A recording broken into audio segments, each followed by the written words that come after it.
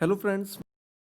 दोस्तों, निष्ठा module training के अंतर्गत एक बार आप सभी शिक्षकों का एक बार फिर से बहुत बहुत स्वागत करते हैं। और आज हम लोग देखने वाले हैं निष्ठा मॉड्यूल 17 की मुख्य प्रश्नोत्तरी। जी हाँ दोस्तों, इसकी गतिविधियां भी आपको कराई गई हैं, एक गतिविधि भी रह चुकी है, लेकिन आपको मुख्य प्रश्नोत्तरी के आंसर काफ़ी लोग पूछ रहे थे, मैसेज कर रहे थे। और आज आप लोगों को मॉड्यूल 17 की मुख्य प्रश्नोत्तरी के सभी 10 क्वेश्चन देखने को मिलेंगे। आप लोग इनके आंसर्स करिएगा और देखिए कितने क्वेश्चन आप लोग सही कर पा रहे हैं। हमारे साथ मिलकर के आपको पूरे 10 क्वेश्चन सही करने हैं, तो सभी लोग एंड तक बने रहिएगा। हमारा मॉड्यूल 17 है कोविड-19 परिदृश्य विद्यालयी शिक्षा में जो चुनौतियां उनका समाधान करना, तो सभी लोग जरूर देखेगा। इसके अलावा मॉड्यूल 16 की गतिविधियां, आंसर की, मॉड्यूल 17 की गतिविधियां, सब कुछ आपको दे रहे हैं। 15 जनवरी लास्ट डेट है इस मॉड्यूल को कंप्लीट करने की, तो आप लोग समय पर कंप्लीट करिएगा और चैनल को सब्सक्राइब कर लीजिएगा आगे आने वाले मॉड्यूल्स की, आंसर की के लिए, अन्य गतिविधियों के लिए। चलिए, पहला क्वेश्चन आपके सामने आ चुका है। छात्रवासियों यानी कि हॉस्टलर्स के लिए सुरक्षित संगरोध यानी कि क्वारंटीन सुविधा की व्यवस्था शुरू करने का सही समय क्या है।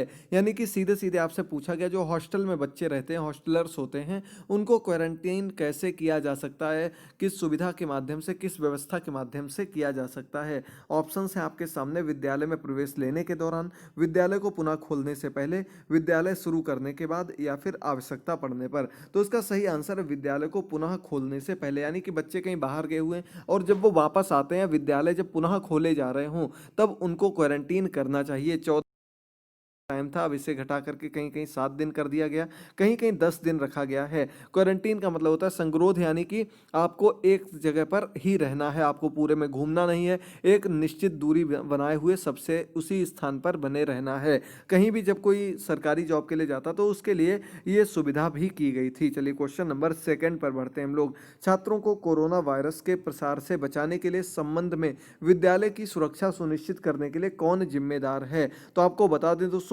कोरोना वायरस के लिए छात्रों को बचाने के लिए या फिर शिक्षकों को, सभी को बचाने के लिए सभी हितधारक जिम्मेदार हैं। ऑप्शंस आपके सामने हैं। एक प्रधानाध्यापक, शिक्षक, माता पिता, या फिर सभी हितधारक। देखिए, ये बीमारी किसी को देखकर नहीं आती है, तो इसलिए इसका सही ऑप्शन हो जाएगा आपका सभी हितधारक। डी नंबर ऑप्शन बिल्कुल करेक्ट हो जाएगा। सभी लोग आंसर्स करते रहिए और आगे बढ़ते रहिए। चलिए आगे बढ़ते हैं। साथ ही साथ दोस्तों, आपको हमारा लोगो दिख रहा होगा, इसी को क्लिक करके आप लोग क्लास के एंड में फॉलो करना मत भूलिएगा, सब्सक्राइब करना मत भूलिएगा। अगला क्वेश्चन आपके सामने है। किसी व्यक्ति को कोविड-19 महामारी से संक्रमित होने से बचाने की सबसे उपयुक्त विधि कौन सी है।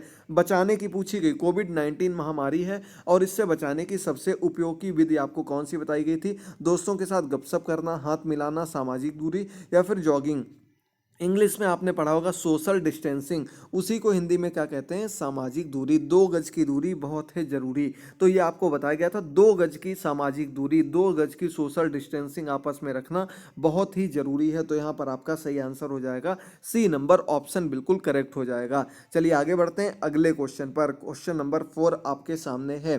कोरोना वायरस के कारण होने वाला कोविड-19 रोग किस प्रकार का है। कोरोना वायरस से जो रोग फैल रहा है उसका नाम रखा गया है कोविड-19, ठीक है। और ये किस प्रकार का रोग है, ये आप लोगों को बताना है। ऑप्शंस आपके सामने, वंशानुगत, प्रजातिगत, या फिर आपका संक्रामक, या फिर विटामिन की कमी वाला। तो आपको बहुत, सभी लोगों को बहुत बार बता चुके हैं, ये एक महामारी है। महामारी कैसे फैलती है, ये एक प्रकार का संक्रामक रोग है। ये आपके संपर्क में आने से, एक दूसरे के संपर्क में आने से फैलने वाला रोग है। तो यहाँ भी आपका सी नंबर ऑप्शन बिल्कुल करेक्ट हो जाएगा। चलिए आगे बढ़ते हैं अगले क्वेश्चन पर। दुनिया भर की हाल ही में खोजी गई संक्रामक बीमारी कौन सी महामारी बन गई है। तो अभी ऊपर आपको बताया दोस्तों, 2019 में लगभग आपके नवंबर दिसंबर की तरफ आई ये बीमारी, कोविड-19 के नाम से जानी जा रही है। और ये एक महामारी का रूप ले चुकी पूरे विश्व में, जो अभी तक खत्म होने का नाम नहीं ले रही है। हालांकि कहीं कहीं को इसकी वैक्सीन्स बना ली गई हैं, इंडिया में भी बना ली गई, लेकिन बिल्कुल 100% तुरंत आराम मिल जाए ऐसी कोई वैक्सीन नहीं है। और साथ ही साथ आपको बता दें दोस्तों, ब्रिटेन में यानी कि इंग्लैंड में एक बार फिर से वहां पर लॉकडाउन लगा दिया गया है।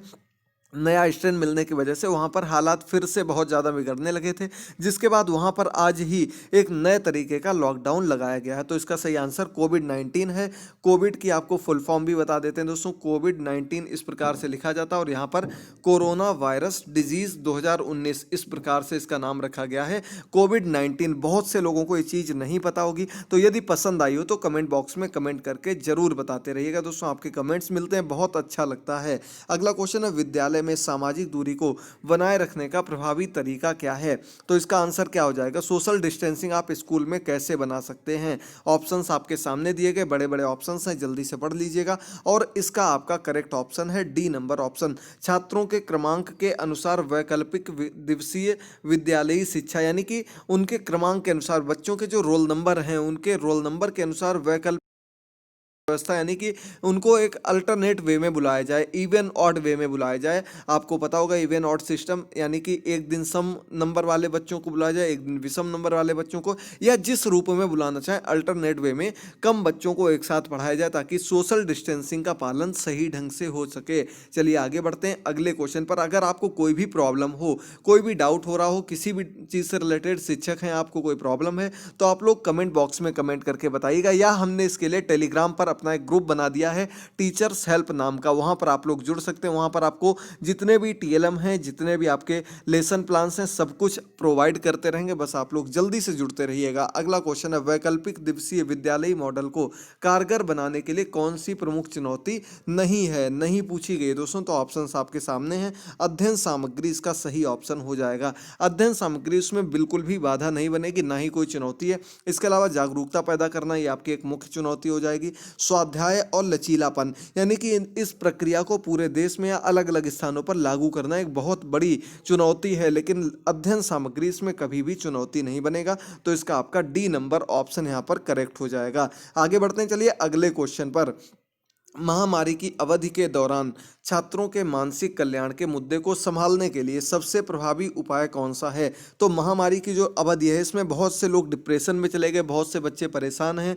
मानसिक कल्याण कैसे किया जाए उनका, इसका सबसे प्रभावी तरीका क्या हो सकता है? निजी शिक्षक, शिक्षक, डॉक्टर या फिर शिक्षक परामर्शदाता। तो यहाँ पर शिक्षक जब परामर्शदाता के रूप में कार्य करेगा, उनके डाउट्स को क्लियर करेगा, उनको अपनी तरफ से सलाह देगा, उनको समझाएगा, अलग अलग चीज़ों के बारे में बताएगा, तो वो सबसे अच्छा माना जाएगा। इसलिए इसका आपका डी नंबर ऑप्शन बिल्कुल करेक्ट हो जाएगा। इसके अलावा आपको बता दें, अभी मॉड्यूल 18 के आंसर की गतिविधियां आपको कल तक या परसों तक मिल जाएंगी। आप लोग उनको भी जरूर देखिएगा। मॉड्यूल 16 के लिंक आपको नीचे डिस्क्रिप्शन बॉक्स में दिए गए, वहां पर जाकर उनको जरूर देखिएगा। अगला क्वेश्चन है, छात्रों के अधिगम के परिणाम का समय समय पर मूल्यांकन खाली स्थान और शिक्षण विधियों में मदद करता है, यानी कि जो बच्चे पढ़ रहे हैं, अधिगम का परिणाम आ रहा है, उसका मूल्यांकन कैसे किया जा सकता है? इसका आपका सही ऑप्शन यहाँ पर हो जाएगा शिक्षण अधिगम प्रक्रिया में सुधार करने के लिए। इसका आपका सही ऑप्शन यहाँ पर हो जाएगा दोस्तों बी नंबर ऑप्शन। देख लीजिएगा, जल्दी से आंसर करिएगा सभी लोग और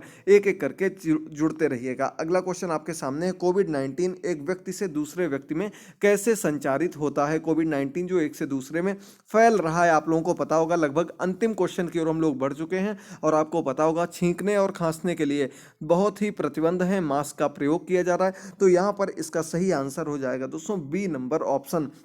मुख्य रूप से बीमारी इसी तरीके से एक से दूसरे में संक्रमित हो रही है, फैल रही है। तो यहाँ पर आपके क्वेश्चंस कंप्लीट होते हैं दोस्तों। पूरे आपके मॉड्यूल 17 के मुख्य प्रश्नोत्तरी के आंसर्स हो चुके हैं। उम्मीद करते हैं आपको आज की क्लास पसंद आई होगी। एक बार जल्दी से लाइक कर दीजिएगा, शेयर कर दीजिएगा, चैनल को सब्सक्राइब कर लीजिएगा। साथ ही साथ आपको बता दें, आपके छोटे भाई बहन या कोई भी super TET, UP TET, C TET की तैयारी कर रहे हैं, उनको इस चैनल पर जरूर भेजिएगा दोस्तों। आपके लिए बहुत ही इंपॉर्टेंट क्लासेस ला रहे हैं, एक बार उनको जरूर कहिएगा इस चैनल से जुड़ने के लिए। साथ ही साथ आप लोग भी इसी तरीके से जुड़कर अपना सपोर्ट देते रहिए। टेलीग्राम से जुड़ना मत भूलिएगा। मिलते हैं अगले मॉड्यूल्स के साथ, अगली क्लासेस के साथ। तब तक के लिए अपना ख्याल रखिए। थैंक यू दोस्तों, गुड बाय, टेक केयर।